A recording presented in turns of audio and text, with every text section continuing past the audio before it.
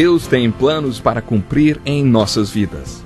Essa é a mensagem de toda a Bíblia e é isso mesmo que estamos estudando aqui no Encontro com a Palavra, escrito pelo pastor Dick Woodward e narrado pelo pastor Edson Bruno. Fique atento a mais um programa que o Ministério Cooperativo Internacional leva a você. Com você agora, pastor Edson Bruno.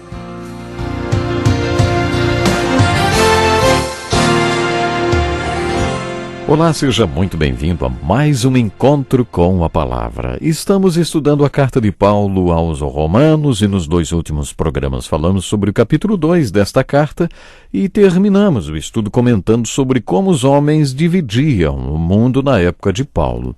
Vimos que os gregos dividiam o mundo entre eles, os sábios e os outros, os bárbaros. Os judeus entre eles, os judeus e os gentios, ou não-judeus. Outra maneira de identificar as pessoas naquela época era classificando-as como judeus ou gregos. Os gregos representavam o mundo civilizado daqueles dias. Enquanto os gregos dominaram o mundo, impuseram sua cultura helenista e, apesar do Império Romano, o grego era a língua universal daquele tempo. Um dado histórico interessante é que o Velho Testamento havia sido traduzido para o grego 200 anos antes de Cristo. Depois, quando os livros do Novo Testamento foram escritos, já o foram em grego. O Império Romano construiu estradas em todo o mundo daquela época. Segundo um historiador da igreja, Kenneth Scott, podemos ver a providência de Deus nisso. As estradas romanas foram muito úteis na propagação do Evangelho. Todas as estradas levavam a Roma, e de Roma os apóstolos saíam pelas mesmas estradas para o mundo. O fato da língua universal ser o grego foi um dado relevante que também contribuiu para a propagação do Evangelho. O mundo, portanto, era dividido em 2 categorias, judeus e gregos. Por isso, para que ninguém se excluísse, Paulo falou repetidas vezes, primeiro o judeu, depois o grego. O judeu primeiro. Por que Paulo dizia isso? Provavelmente porque Deus começou a trabalhar primeiro com o judeu e depois espalhou o seu Evangelho para o grego. Foi esta a ordem da propagação do Evangelho. Paulo não estava seguindo uma ordem de preferência, mas talvez de responsabilidade. Quando o judeu se gabava de estar em uma situação privilegiada porque tinha a lei, Paulo dizia que este privilégio se traduzia em responsabilidade. O que para um era vantagem, para Paulo era mais a responsabilidade. E por isso ele disse, judeu primeiro. Ou seja, o judeu responde, presta contas antes, e depois o grego também. O versículo 11 oferece outra observação a respeito do julgamento de Deus, pois em Deus não há parcialidade. Não é impressionante? O mundo hoje está todo dividido em classificações feitas a partir do preconceito dos homens. Como isto acontece hoje, não é verdade? O mundo ainda é muito preconceituoso. Basta abrir os olhos para ver e os ouvidos para ouvir, e logo constatamos este fato. Dizem que bastam 2 homens na face da terra para que haja preconceito. Um vai achar que é melhor do que o outro. É assim que as coisas acontecem. E quando surgiu a questão do preconceito, Paulo afirmou que o julgamento de Deus é imparcial, absolutamente sem distinção nem tratamento especial para ninguém. Paulo afirma que aqueles que pecaram sem lei, perecerão sem lei, e aqueles que pecaram na lei ou debaixo da lei, serão julgados pela lei. Paulo destacou uma verdade que aparece várias vezes nas Escrituras. Sem luz, sem pecado. A definição do pecado é o que você faz de acordo com o que sabe. Paulo destaca bastante este ponto e Jesus ensinou a mesma coisa. Acompanhe comigo o versículo 13, diz assim, porque não são os que ouvem a lei que são justos aos olhos de Deus, mas os que obedecem à lei, estes serão declarados justos. Esta verdade é enfatizada sempre que a lei é ensinada. Obedeça e faça a lei valer. Os livros da lei lançam um grande desafio. Vejam que hoje ponho diante de vocês vida e prosperidade, ou morte e destruição. Pois hoje lhes ordeno que amem ao Senhor, o seu Deus, andem nos seus caminhos e guardem os seus mandamentos, decretos e ordenanças. Sempre que a lei é ensinada, esta é a ênfase. No decorrer da carta de Romanos, Paulo dirá que a lei nunca pretendeu salvar ninguém, mas mostrar a necessidade de um Salvador. Você não saberia se poderia cumprir as exigências da lei ou não, se não soubesse qual era ela. A lei serviu para nos mostrar que somos irremediavelmente injustos e para nos convencer de que a única maneira que temos para sermos considerados justos é se Deus nos declarar justos, baseado no que o seu Filho Jesus Cristo fez por nós. Paulo afirma na sua carta aos Gálatas que a lei é como o professor que nos leva a Cristo e nos prepara para ouvirmos o seu Evangelho. A pergunta de Paulo é: vocês têm a lei? Têm orgulho disto? Mas qual é o proveito se não a cumprem? E eles sabiam que não a cumpriam. Eles podiam se gabar de obedecer à lei, eles até se professavam cumpridores da lei, mas lá dentro sabiam que não a cumpriam. Por isso Paulo disse: não são os que ouvem a lei que são justos aos olhos de Deus, mas os que obedecem à lei, estes serão declarados justos.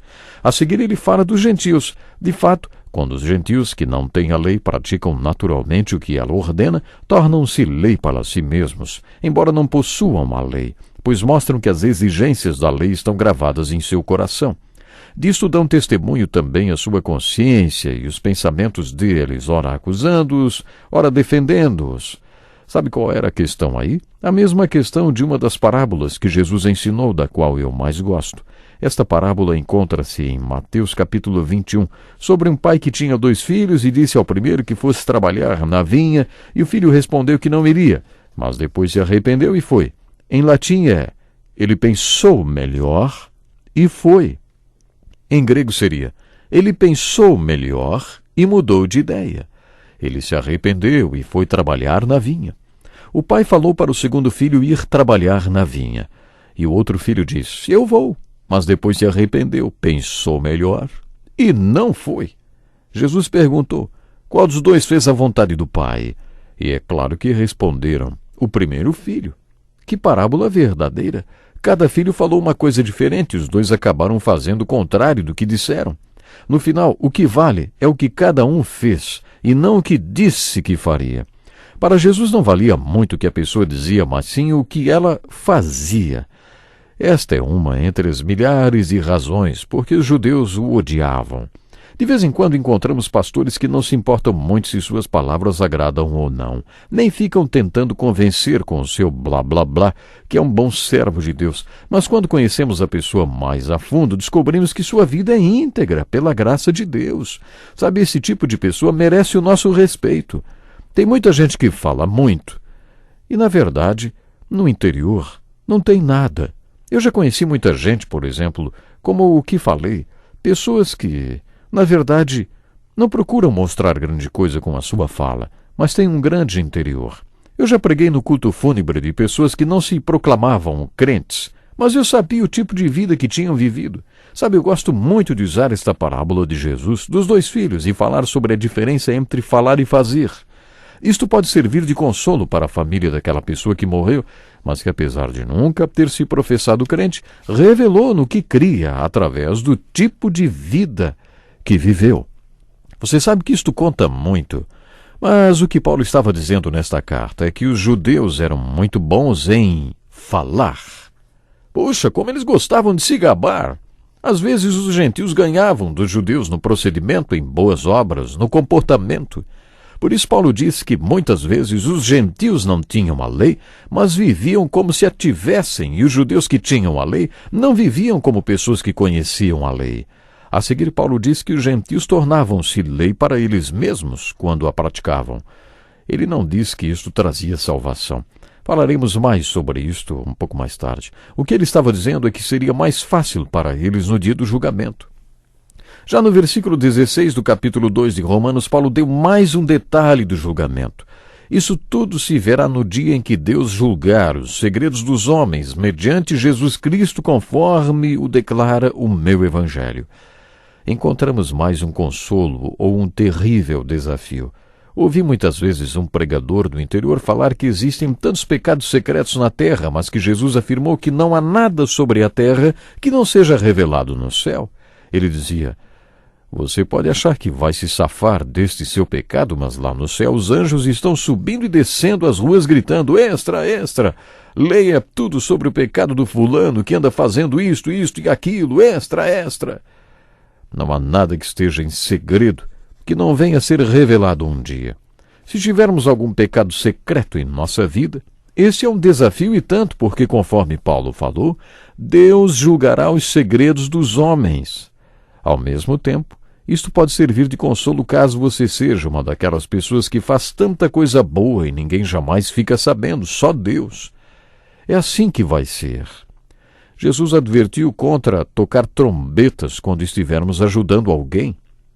Os hipócritas que fazem isso. Imagine uma rua super agitada e na esquina um mendigo pedindo esmola.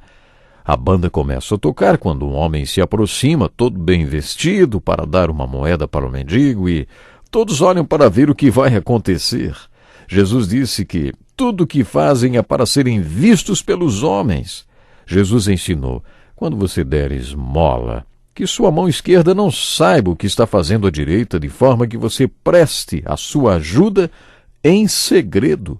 E seu Pai, que vê o que é feito em segredo, o recompensará.